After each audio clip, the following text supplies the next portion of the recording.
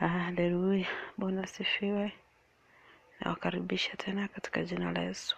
Jisikie huru, jisikie mko mahali ambapo panastahili. Haleluya, Mungu wetu ni mwaminifu. Amen, Bwana asifiwe. Ni usiku mwema, na mtukuza Mwenyezi Mungu kwa sababu ya wema wake na ukuu wake katika maisha yangu.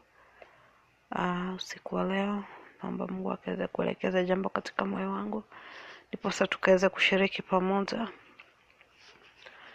Kwa majina naitwa Ruth, na nimeokoka. Yesu ni Bwana na mkombozi wa maisha yangu. Anazidi kunipigania na kuniishi ndani. Ujumbe wa jioni ya leo ni kwamba jinsi Mkristo anastahili kujiwakilisha kama mtu ambaye ameokoka. Ni vipi tutakaa katika njia ambayo itampendeza Mungu, ndiposa tusikuje tukamkosea Mungu wetu. Maana saizi jambo la maana sana ni kwamba usije ukamkosea Mungu wako, utende kulingana na mapenzi yake Mungu, ndiposa akaweze kukusaidia, ndiposa akaweze kukukubali katika ufalme wake. Lakini kama tutakuwa Wakristo na tunapuuzia maneno ya Mungu ambayo tumeyasoma katika maandiko mengine tumeona kuwa ya dhamana, na maandiko mengine tumeyaona kuwa hayafai, alafu hayo yenye tunayaona kuwa hayafai ndio yale yenye nastahili tukue tumeyashika sana, maana ndio njia moja ya kutupeleka katika ufalme wa Mwenyezi Mungu. Lakini tumeyapuuzia, tumeona ya kwamba hayatufai. Maandiko yenye Wakristo wanataka kwa sasa ni kwamba uambiwe ya kwamba umebarikiwa. Sometimes hata mtu akudanganya tu ya kwamba umebarikiwa. Nataka maandiko ya kubariki tu, lakini tutaki maandiko ya kukwambia ya kwamba tubu ili ukaweza kuingia katika ufalme wa Mungu. Ambapo nikikwambia umebarikiwa, hii vitu ambavyo tunataka vya ulimwengu ni vya muda tu. Kama ingelikuwa kweli ati Mkristo usipokuwa na mali utaenda jehanamu, hakika Wakristo wengi tungekuwa tunakasana, ndipo sasa tukaweza kupata hii mali ambayo watu wanaitafuta katika ulimwengu, tukaweza kumuona Mungu. Lakini katika ufalme wa Mungu, ama siku yako utakapokufa, hakutakuwa na kitu ati mali. Hautaenda na mali yako, hautaenda na gari yako, hautaenda na jumba lako, hautaenda na familia yako, utaenda peke yako. Hata siku ya hukumu utasimama vivyo hivyo. Lakini Wakristo tumekosa kukuwa na mwelekeo, na tumechanganyikiwa sana, na tumekosa kumjua Mungu, kutenda vile Mungu ametaka tukaweze kuishi. Na ndio maana imepatikana ya kwamba Wakristo tumepotoka, na tumeanza kuishi maisha yetu ambayo wenyewe yanatupendeza sisi wenyewe. Lakini tunaishi maisha ambayo yanatupendeza sisi wenyewe, na ini hali tunasema ya kwamba tunataka kuenda kukaa kumuona Mungu. Itakuwa vigumu sana kumuona Mungu endapo hatutashika mapenzi yake, wala hatutashika sheria zake, wala kutembea katika njia zake. Kumbe tukaweza kujaribu sana kumpendeza Mungu, ndipo sasa akaweza, hata kama atarudi, akaweza kutupata tumekamilika. Ni vitu vipi ambavyo Mungu anataka tukaweze kukaa tukitenda, ndipo sasa tusije tukawa na lawama siku ya hukumu. Ni mambo yapi ambayo yanamchukiza Mungu katika maisha yetu? Na wanadamu tumejua ya kwamba haya mambo yanamchukiza Mungu, lakini tumeyazingatia, tumekataa kuyaepuka. Wewe mwenyewe unajijua, unajua jinsi unavyoishi, na unajua maandiko jinsi yanavyokufunza Mkristo kukaa katika hali ya utakatifu na kukaa katika hali yenye inampendeza Mungu.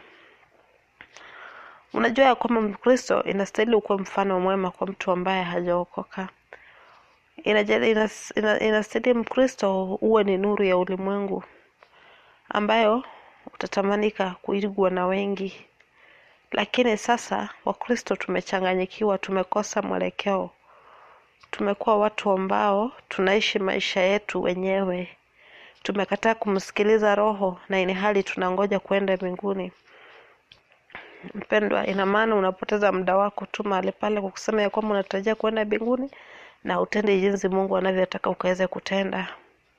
Kwa hivyo usiku wa leo fikiria sana ndani ya moyo wako, katika njia zako na katika mawazo yako, ili kwamba ukaweza kupata ya kwamba wewe umesimama upande upi. Je, unatenda jinsi inavyokupasa kutenda kumpendeza Mungu, ama unatenda kulingana na mapenzi yako? Maana hata katika ufalme wa mbinguni kuna milango mingi sana. Wakristo watu huokoka, lakini mtu anapofika mbele anachagua ya kwamba mimi nitaingia huu mlango, nitakuwa Mkristo lakini nitakuwa msharati, nitakuwa Mkristo lakini nitakuwa mtu wa ulimwengu, nitakuwa natenda kama mtu wa ulimwengu, nitakuwa Mkristo lakini nitakuwa navaa kama watu wa ulimwengu, nitakuwa Mkristo lakini nitakuwa navaa hivi. Na kuna Mkristo mwenye ameamua kwamba katika wokovu wangu nimesoma maandiko yangu na nimeelewa, inasema ya kwamba nikitenda hili nitamuona Mungu. Na ni wachache sana ambao wanazingatia maandiko matakatifu. Lakini katika ufalme wa Mungu, ama katika hii safari ambayo tunaenda ya mbinguni, kila mtu amechagua njia zake. Mtu ameenda huku. Na hizi milango zenye tumeingia mingi, hizi ni milango za kishetani. Jinsi unapoingia kule, unapata ya kwamba ni mlango wa kishetani, umefungiwa huko. Maybe umefungiwa katika tamaa, umefungiwa katika usharati, umefungiwa katika hali yenye haimpendezi Mungu, na umefungiwa kule ndani, umekosa kujielewa.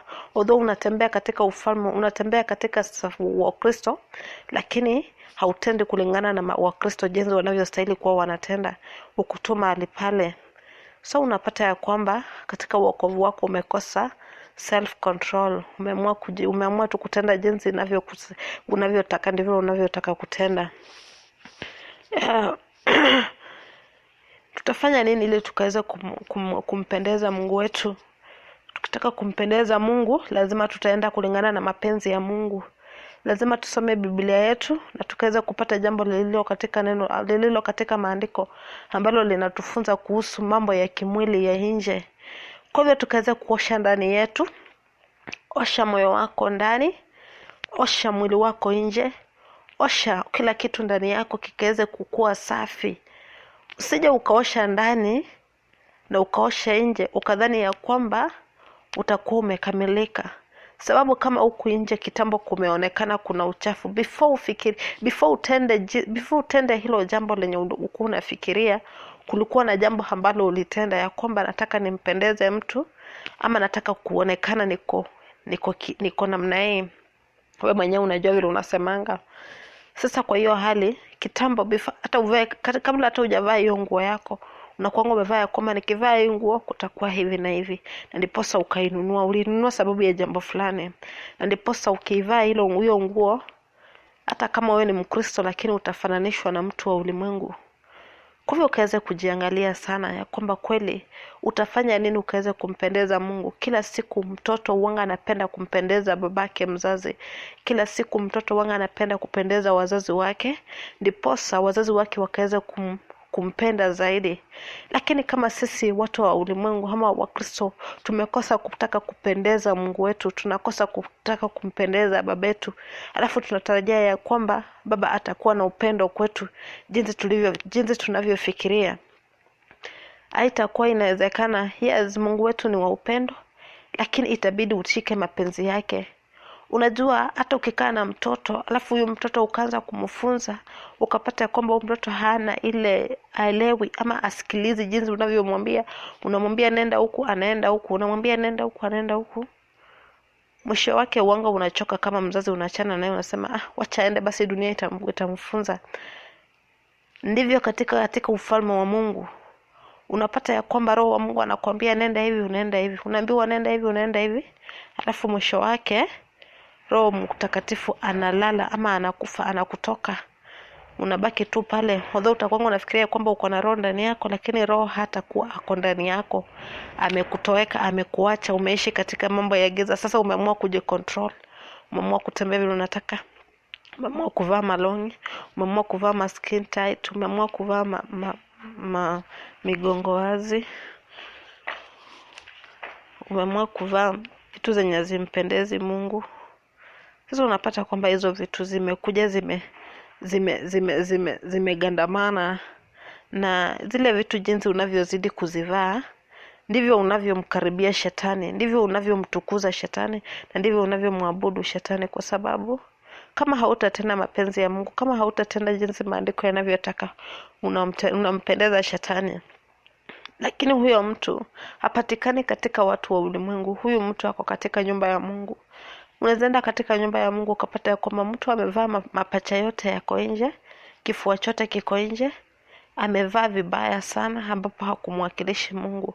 Lakini huyo mtu kukaa katika kanisa hilo ana haja ya kwamba akaweze kumuona Mungu. Nataka nikwambia kwamba itakuwa vigumu sana unless tubadilike na tukaweze kurudi katika hali ya kukaa katika hali ya utakatifu. Tukaanze kukuwa watakatifu nje na ndani. Tukaweze kung'arisha miili zetu, tukaweze kukaa katika hali ya utakatifu. Tukaache kujiongezea vitu zenye hazimpendezi Mungu.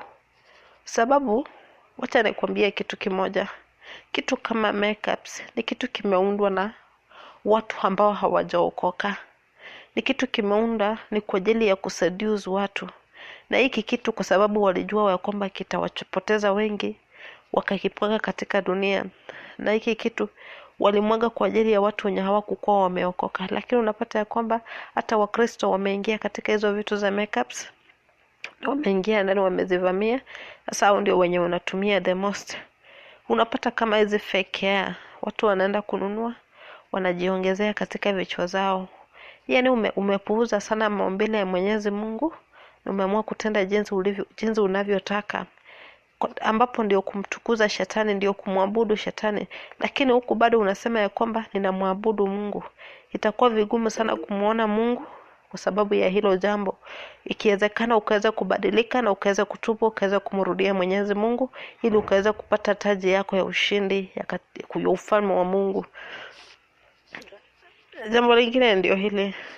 Unapata mtu ameokoka, lakini angali anahusika na mambo yenye hayampendezi Mungu. Kitu kama masengenyo ni kitu ambacho hakimpendezi Mungu.